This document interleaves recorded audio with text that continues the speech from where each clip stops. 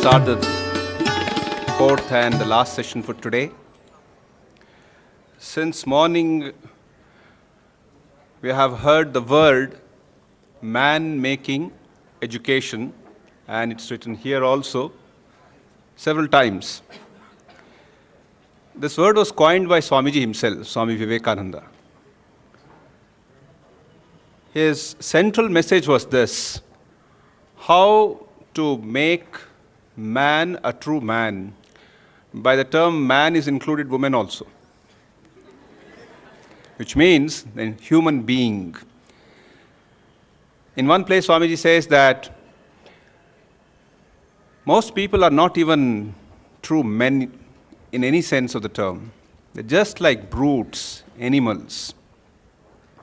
Raising the brute into man and man into divine, that is man-making education. In this context, for today, we have the last session on the subject of Swami Vivekananda's man-making message to the youth.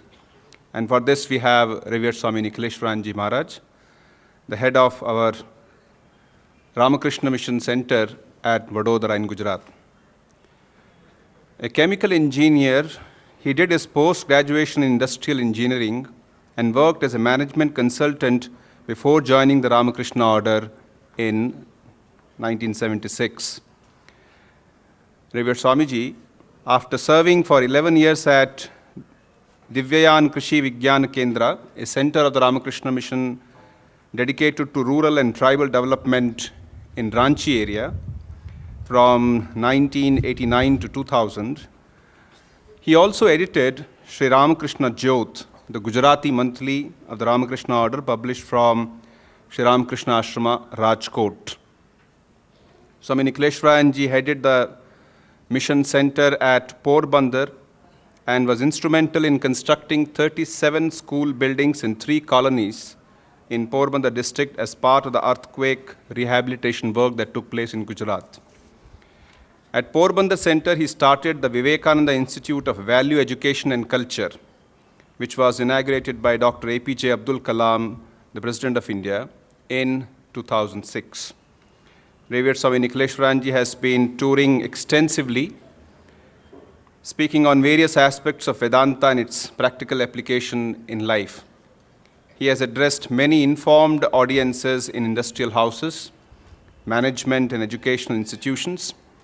He has also conducted training programs on stress management, productivity through holistic management, management of mind, total personality development, happiness and peace in everyday life, and so on. Besides writing articles for several journals, he has also authored a few books such as Happiness and Peace in Everyday Life, which have been very well received. In 2004, he participated in the second international conference on disaster management at Coventry University in UK, besides visiting other countries such as South Africa, Mauritius, Germany, France, Netherlands, and Switzerland. We heartily welcome Swami Nikaleshwaranji Maharaj and request him to speak on the subject Swami Vivekananda's message to the youth.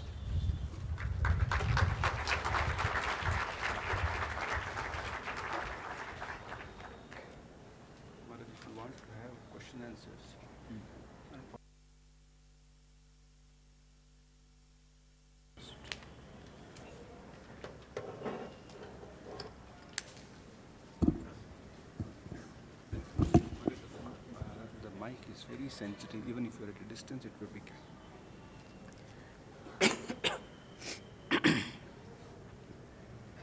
Om Namah Shri Yatirajaya Vivekananda Suraye Satchit Sukha Swarupaya Swami Netapaharine. My very dear young friends, I am extremely happy to meet you in this afternoon. I didn't expect such a large number, so many brilliant faces, and I am told you are coming from various sections of the society, though you are from Pune University, and there is an overwhelming response. I am very happy to meet you all. At the outset, I express my gratitude to Swami Bhaumanand Ji Maharaj for giving me this opportunity to meet you all. Before I start, I would like to have a few questions. You have been listening to wonderful talks right from the morning. Inaugural session by the Vice Chancellor, and then again Swami Bodhmayanand Ji, Dr. Rao, and then now the professor also did his marketing and put you all on the job. And so you had series of programs, and now you are saturated, isn't it? दोपहर को खाना खाया, अभी चाय पिया, पेट भर गया, अभी नहीं भरा, दिमाग तो भर गया ना खाली है? देखो खाली है तो मैं नहीं बोलूंगा, दिमाग यदि अभी तक सुबह से अभी तक यदि पढ़ा सुना और फिर भी खाली है, इसका मतलब खाली है। और बोलो कि भर गया तो भर गया, अभी सुना ना, ग्लास भरा हुआ है, देख के क्या करूंगा? दोनों तरह से मुश्किल है, थोड़ा थोड़ा खाली है। अच्छा, चलो बहुत अच्छा, you are very intelligent. Second, now should I speak in English और Hindi?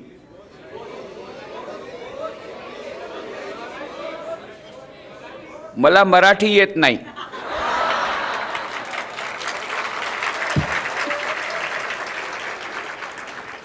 English, Hindi, Gujarati, Bengali, 4 choices, but I know Bengali, Gujarati won't go well. So English and Hindi, these are the 2 choices. So no, this is democracy, so we will have voting. All those who want that I should speak in English, please raise your hand. Thank you. अच्छा, कितने लोग चाहते हैं कि मैं हिंदी में बोलूं? अरे दोनों से मैं हाथ उठाते हो भाई? Very difficult. They are equal number. Anyway, you know Ramakrishna Mission में बहुत सारी एक्टिविटीज है, पूना में है, बड़ौदा में भी है. There are so many activities. Now some people they come every day.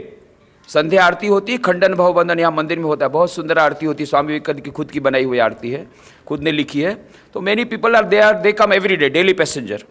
Some people come only once in a week for religious discourse. Some people come only once in 15 days. वो library में 15 दिन के बाद किताब नहीं बदलाने से fine लगता है, तो 15 दिन में एक बार लाइब्रेरी के लिए आते हैं. और कुछ लोग हैं केवल साल में 4 बार आते हैं. कब? जब आश्रम में खिचड़ी प्रसाद होता है. वो बंगाली खिचड़ी का प्रसाद बहुत फेमस है. तो रामकृष्ण देव की जन्मतिथि, माँ शारदा की जन्मतिथि, स्वामी विवेकानंद की जन्मतिथि और गुरु पूर्णिमा, ये प्रसाद के लिए, खिचड़ी प्रसाद के लिए आते हैं. तो आज तुम लोग को खिचड़ी प्रसाद खिलाऊंगा, ठीक है? पर खाने की खिचड़ी नहीं, language khichdi. Okay? Language khichdi of Hindi and English, ठीक है? ओके. दूसरा क्वेश्चन है कि you are all youth and Swami Vivekananda message to the youth, this is the main message. तो मेन मैसेज स्वामी विवेकानंद का था, यू ऑलरेडी नो, मालूम है ना सबको. देखो ऊपर में क्या लिखा है. This is the message. This is the message that Swami Vivekananda gave when he returned from the Western countries. आप सबको मालूम है स्वामी विवेकानंद का जीवन तो पढ़ा होगा, किस प्रकार से वे बड़े हुए. कॉलेज में प्रोफेसर ने पास उन्होंने जाना, स्वामी श्री रामकृष्ण के पास, फिर रामकृष्ण के पास आए, फिर उन्होंने संन्यास लिया, सारे भारत का परिव्रजन किया. 1893 he went to Chicago Parliament Religions. On 11th September 1893 he delivered his historic speech at the World's Parliament Religions. That was also 9/11. And that message was not well received, so there was 9/11. World Tower was broken in 2001. Isn't it? Swami Vivekananda ने Chicago धर्म सभा में कहा था 11 सितंबर 1893, 9/11, 108 साल पहले कहा था कि धर्म के नाम पर जितना खून बहा है उतना और किसी के नाम पर नहीं बहा है. And I fervently pray and I fervently hope and pray that the bell that tolled this morning in the honor of this convention may be the death knell of all sorts of fanaticism, of all sorts of dogmatism, and of all sorts of persecution in the name of religion, whether with the pen or with the sword, and let there be peace and harmony. मैं चाहता हूं कि आज जो मृत घंटनाद हुआ Chicago धर्म सभा में, वो मृत्युनाद सिद्ध हो। किसके लिए? सभी प्रकार की धर्मांधता के लिए। धर्म के बीच के झगड़े को भूल जाओ। भगवान श्री रामकृष्ण देव ने अपने जीवन की प्रयोगशाला में प्रयोग करके सिद्ध करके दिखा दिया कि प्रत्येक धर्म एक ही महान सत्य तरफ ले जाता है, जो तो मौत तो पथ, जितने मत उतने पथ। यही बात स्वामी विवेकानंद ने श्री रामकृष्ण को नहीं कोट करते हुए, परंतु भारतीय धर्म आध्यात्मिकता को कोट करते हुए कहा, एकम सद्विप्रा बहुधा वदंती, we do not only believe, we do not only tolerate all religions, but we accept all religions as equally true. हम कभी धर्मों को केवल सहन नहीं करते हैं। सहन करना तो क्या होता है, ट्रेन में जा रहे हैं, वो लोकल पैसेंजर आगे, अरे भाई रिजर्व कंपार्टमेंट है, तो क्या तेरे बाप की गाड़ी है क्या, अच्छा चलो बैठो, सहन कर लो, नेक्स्ट स्टेशन में उतर जाएगा। वो सहन करना होता है, सहन करना नहीं। स्वामी विवेकानंद ने कहा हम सहन नहीं करते हैं, हम सभी धर्मों को समान रूप से स्वीकार करते हैं। आज यदि सभी धर्मों को स्वीकार करते तो वो 9/11 2001 का नहीं होता, आज ये टेररिज्म नहीं होता, ये सब प्रॉब्लम नहीं होते। स्वामी विवेकानंद ने हमारे देश की, हमारे विश्व की सभी समस्याओं का समाधान दे दिया है। पर हम लोग ये वैश्विक प्रतिभा, स्वामी विवेकानंद यूनिवर्सल लीडर, आज हम ग्लोबलाइजेशन की बात कर रहे हैं। ग्लोबलाइजेशन आ गया, इकोनॉमिक फ्रंट में आ गया, but where is the global civilisation for which we need a global leader, and that global leader is Swami Vivekananda, who is acceptable to all the people of all the world, irrespective of caste, creed, color, religion. He had Muslim friends, he had Christian friends, he had Christian admirers, Muslim admirers, Hindu admirers.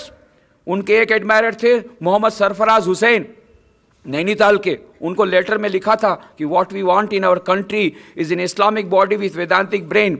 वो मोहम्मद सरफराज हुसैन बाद में जाकर स्वामी मोहम्मदानंद बने और प्रबुद्ध भारत में article भी लिखे थे। स्वामी मोहम्मदानंद, सरफराज हुसैन और Christian friend miss McLeod, Swami Vivekananda की कितनी बड़ी प्रशंसिका थी। और मिस मार्गरेट नोबल, उसको तो स्वामी विवेकानंद यहाँ पर लाए थे भारतीय नारी के शिक्षा के लिए। बाद में उसका नाम दिया निवेदिता, क्योंकि उसने सारा जीवन निवेदित कर दिया भारत की नारी को नारी जागृति के लिए और नारी शिक्षा के लिए। So Swami Vivekananda is the only universal personality, the global personality which can bring in, usher in a global civilization, जिसके आज बहुत आवश्यकता है। स्वामी विवेकानंद ने कहा सभी धर्म समान रूप से महान है, सभी देश समान रूप से महान है। आज भारत यदि कहता है कि स्वामी विवेकानंद हमारा है, तो अमेरिका कहता है व्हाट डू यू से। तुम तो भारत, स्वामी विवेकानंद जब भारत में घूमते थे तो रोटी का टुकड़ा भी नहीं देते थे। हमने अमेरिका ने स्वामी विवेकानंद को महान बनाया है, अमेरिका कहता है।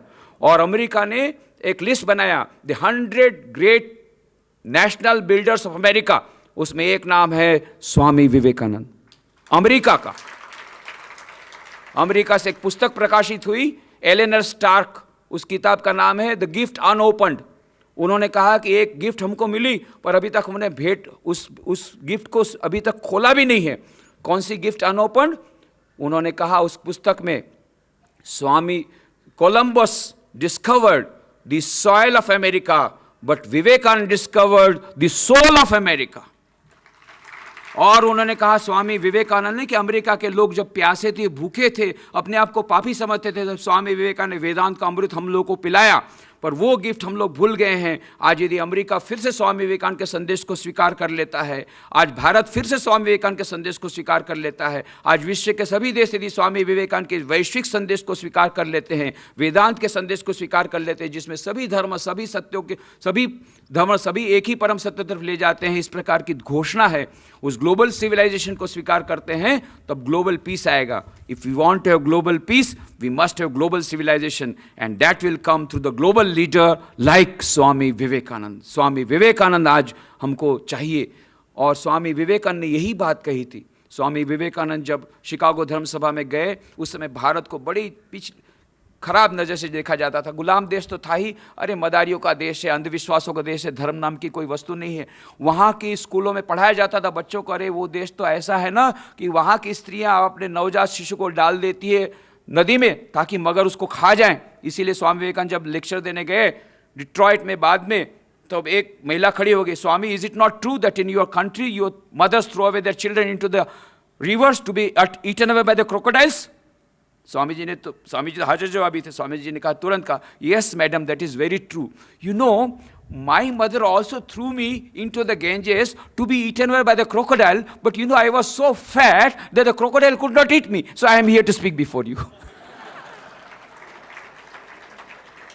इस प्रकार से स्वामी जी को अकेले हाथ सारे विश्व, सारे अमेरिका में सामना करना पड़ा था। कई क्रिश्चियन उनके फ्रेंड बन गए, उनके एडमायर बन गए। कुछ क्रिश्चियन जो पादरी थे उनके शत्रु बन गए। क्यों? उनकी इनकम 1/10 हो गई, क्योंकि वहां पर जाके बोलते थे send the Bible there, send the Bible there. गीत लगाते थे कि अरे वो देश में धर्म नाम की वस्तु नहीं है, इसलिए वहां बाइबल ले जाना पड़ेगा, नहीं तो बेचारे लोग धर्म के बिना रह जाएंगे। इसलिए सब पैसा इकट्ठा कर दिया। स्वामी विवेकानंद जो शिकागो धर्म सभा में हिंदू धर्म के बारे में संक्षिप्त अपना भाषण दिया, सारे विश्व प्रसिद्ध हो गए एक दिन में।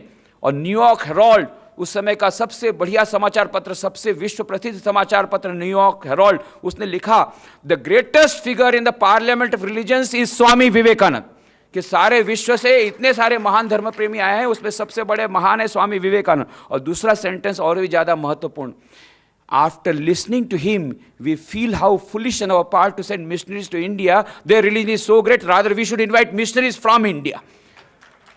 पूरा पलटा, तख्ता पलट गया। स्वामी विवेकानंद ने जाकर के विश्व विजय प्राप्त किया, सारे विश्व पर विजय प्राप्त की। सारे विश्व में पता लग गया कि सबसे महान सभ्यता, सबसे महान संस्कृति, सबसे प्राचीन संस्कृति, हजारों वर्ष पुरानी संस्कृति है। अरे हम तो अभी लोग 2000 साल पहले हमारे क्राइस्ट हुए, पर इन्होंने तो हजारों वर्ष पूर्व इतनी सारी महान संस्कृति थी। सारा तख्ता पलटा दिया। स्वामी विवेकानंद ने विश्व विजय प्राप्त किया। 1897 में 4 वर्षों तक वेदांत का अमृत पिला करके जब वापस लौटे, उनका अद्भुत स्वागत हुआ सारे देश में। कोलंबो में, उस समय कोलंबो भारतवर्ष में था, कोलंबो में उन्होंने पहला पैर रखा। कोलंबो से लेकर रामेश्वरम, फिर चेन्नई, मद्रास, वहां से कलकत्ता होते हुए अल्मोड़ा उत्तराखंड तक गए। और जहां जहां गए उनका भव्य स्वागत हुआ। उस स्वागत के उत्तर में उन्होंने जो भाषण दी, अग्निमय भाषण, वेरी पावरफुल स्पीचेस, इतनी पावरफुल स्पीचेस कि उन स्पीचेस को बाद में उसका पुस्तक का नाम दिया lectures from Colombo to Almora. और इसी पुस्तक को नए फॉर्म में भी दिया गया है, जिसके बारे में बच्ची ने बताया था दोपहर को, माई इंडिया द इंडिया इटर्नल, उसमें से कुछ अंश दिए गए हैं। उस पुस्तक को अवश्य पढ़ना चाहिए सबको। Lectures from Colombo to Almora पुस्तक पढ़ने के बाद एक लड़का था, 9वीं कक्षा में पढ़ता था, कटक में था। उसने जब पढ़ा किताब तो उसने निश्चय कर लिया, I will sacrifice my whole life for the sake of the nation, मैं अपना सारा जीवन देश के लिए समर्पित कर दूंगा। उसका नाम हुआ नेताजी सुभाष चंद्र बोस। हमारे देश के जितने बड़े बड़े महान नेता हुए, जितने देशभक्त हुए, जितने क्रांतिवीर हुए, ये सबके प्रेरणा स्रोत थे स्वामी विवेकानंद की किताबें। इसीलिए ब्रिटिश गवर्नमेंट ने कहा था कि जब तक स्वामी विवेकानंद की किताबों पर प्रतिबंध नहीं रखा जाएगा, तब तक ये क्रांतिकारियों को हम लोग संभाल नहीं सकेंगे। ये आजकल नया रिसर्च करके देखा गया, इंटेलिजेंस डिपार्टमेंट ने ये नोट दिया था, क्योंकि हर एक क्रांतिकारी के यहाँ जब जाते थे तब कभी बॉम्ब मिलते थे, कभी नहीं मिलते, पर 2 बॉम्ब अवश्य मिलते थे, एक भगवत गीता की किताब और एक स्वामी विवेकानंद की किताब। उसको बॉम्ब माना जाता था, ब्रिटिश गवर्नमेंट उसको बॉम्ब मानती। और ऐसे पावरफुल बॉम्ब थे, थॉट बॉम्ब, इतने सारे विचारों के शक्तिशाली। हमारे देश के जितने महान नेता, सबके प्रेरणा स्रोत थे स्वामी विवेकानंद की किताबें। महात्मा गांधी जब बेलूर मठ गए 6 फरवरी 1921, तो वहाँ पर सभी ने कहा गांधी जी भाषण दीजिए। गांधी जी का मैं भाषण देने नहीं आया, मैं तो उस महामानव स्वामी विवेकानंद के चरणों में अपनी श्रद्धांजलि देने आया हूँ। पर मैं एक ही बात यहाँ पर कहूँगा, जितने युवक लोग आए हैं उनको एक ही बात कहूँगा, जब इस महान स्थान पर आए हो तो खाली हाथ वापस मत लौटना, यहाँ की कुछ प्रेरणा लेकर के जाना। और फिर उन्होंने कहा स्वामी विवेकानंद की किताबों को पढ़ना। मैंने स्वयं स्वामी विवेकानंद की किताबों को पढ़ा है, और स्वामी विवेकानंद की पुस्तकों को पढ़ने के बाद मेरे में जो देशभक्ति थी वो 1000 गुना बढ़ गई। कौन कहते हैं? महात्मा गांधी।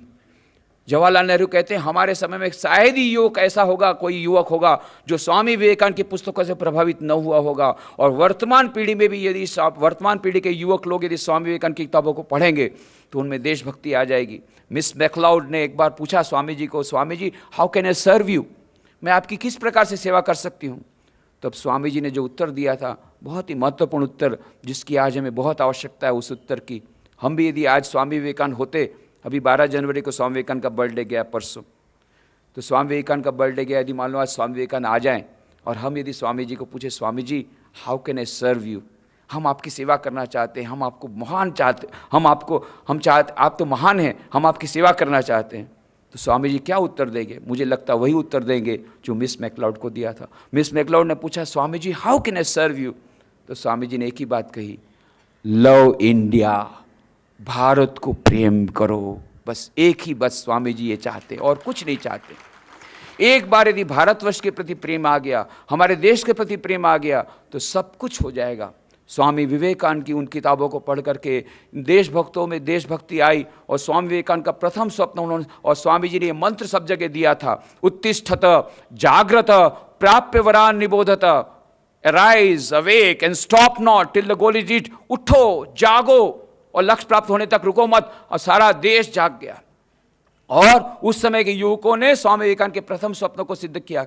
कौन सा स्वप्न था? स्वामी जी ने कहा था, India shall be independent with in 50 years. 1897 में, वे तो भविष्यवेता नहीं थे परंतु युग दृष्टा थे। 1897 में उन्होंने कहा 50 वर्ष के भीतर भारत स्वाधीन होगा। उस समय किसी ने कल्पना नहीं की थी। गांधी जी तो 1915 में साउथ अफ्रीका से बाद में आए, बाद में उन्होंने स्वराज की कल्पना की, पर उस समय तक किसी ने स्वराज की कल्पना तक नहीं की थी। तब स्वामी विवेकानंद 1897 में कहा 50 वर्षों के अंदर भारत स्वाधीन होगा, और ठीक 50 साल बाद 1947 में भारत स्वाधीन हुआ।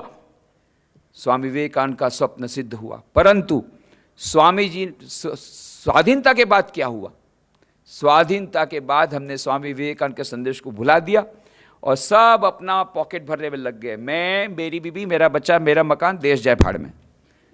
मिनिस्टर से लेकर के नीचे तक ये जो भ्रष्टाचार की बात सुनी, अभी ट्रांसपेरेंसी इंटरनेशनल ने सर्वे किया, 10 महान देश हैं जहां सबसे ज्यादा भ्रष्टाचार है। उन 10 महान देशों में एक देश का नाम है मेरा भारत महान। इतना, इसीलिए स्वामी विवेकानंद क्या ऐसा चाहते थे? स्वामी जी ने क्या कहा था? Arise awake and stop not till the goal is reached. उठो, जागो और लक्ष्य प्राप्त न हो जाए तब तक रुको मत। हम लोगों ने क्या किया? उठे, जागे, स्वाधीनता प्राप्त किया, फिर सो गए। स्वामी जी ने नहीं कहा था उठो, जागो और सो जाओ। Arise awake and go to sleep. Swami ji का arise awake and stop not till the goal is. And what was the goal of the nation that he put forward? What was the goal? Goal was not only independence of India. उन्होंने मद्रास के अपने भाषण में कहा था, India shall conquer the whole world by spiritual power. Bharat समस्त विश्व पर विजय प्राप्त करेगा अपनी आध्यात्मिक शक्ति के द्वारा, एटम बम के द्वारा नहीं। What Swami ji meant there by कि सारे विश्व को अभी वेदांत के अमृत की आवश्यकता है, वैश्विक सभ्यता की आवश्यकता है, आध्यात्मिकता की आवश्यकता है। कंज्यूमरिज्म, एफ्लुएंजा, उससे सब लोग मर रहे हैं। कंज्यूमरिज्म के कारण देखो, अभी इकोनॉमिक मेल्टडाउन के कारण कितनी आत्महत्या, कितने लोग आत्महत्या कर रहे हैं, मानसिक स्थिति पागल हो रहे हैं। यूनेस्को की रिपोर्ट के अनुसार 54% of the youth in America, Japan and Sweden are not meeting natural death, they are dying out of suicide कर रहे हैं, सिजोफ्रेनिया हो रहा है। Why? Because of consumerism, because of lack of spiritual culture. Swami ji ने कहा we have to save the whole world, but first we have to save our own youth. अभी तो हमारे youth blind imitation of western materialistic culture में लगे हैं। पहले उनको बचाना पड़ेगा, फिर वेस्टर्न यूथ को बचाना पड़ेगा। But we have to save the whole world by our Indian spiritual culture. Gradually it is happening. 4 अगस्त 2003 न्यूयॉर्क से टाइम मैगजीन निकल रहा है, टाइम मैगजीन प्रकाशित होता है। वो टाइम मैगजीन में फ्रंट कवर में फोटो दिया था एक हॉलीवुड एक्ट्रेस का मेडिटेटिंग, और इनसाइड में एक कवर स्टोरी का नाम था जस्ट से ओम। उसमें लिखा था 10 millions of Americans are having regular meditation now. You cannot avoid meditation in America. Boardrooms, classrooms, prison houses, hospitals, schools, colleges, aeroplanes, airports, railway platforms, everywhere there is meditation chamber. Even in Europe also, when I went to Europe in 2004, when my return flight was from Switzerland, from Zurich to Bombay, at Zurich airport, I saw with my own eyes a meditation chamber, beautiful meditation chamber at the beautiful airport, even at Zurich. सभी जगह meditation chamber आ रहे हैं. And Americans are going gaga over yoga. 75% of the fitness clubs in America are having regular courses on yoga and meditation. So gradually our spiritual culture is going. But still we have to go a long way. First we have to protect our own children, our own youth, and then we have to take that Indian spiritual culture to the whole world, particularly the spiritual culture which speaks about harmony of religions. which speaks about mental peace, which speaks about the spiritual culture, then only the whole world will be at peace. तो सारे विश्व को बचाने के लिए भारतीय संस्कृति द्वारा विजय प्राप्त करना पड़ेगा, और उसके पहले क्या करना पड़ेगा? We have to become a developed country, isn't it? Doctor APJ Abdul Kalam ने कहा India 2020 vision of the new millennium. तो 2020 तक में हमको भारत को विकसित भारत बनाना पड़ेगा, तब तो वो लोग बोलेंगे हाँ आपको हम विश्व गुरु के रूप में लेते हैं। तो विकसित भारत बनाना पड़ेगा, तो वो कैसे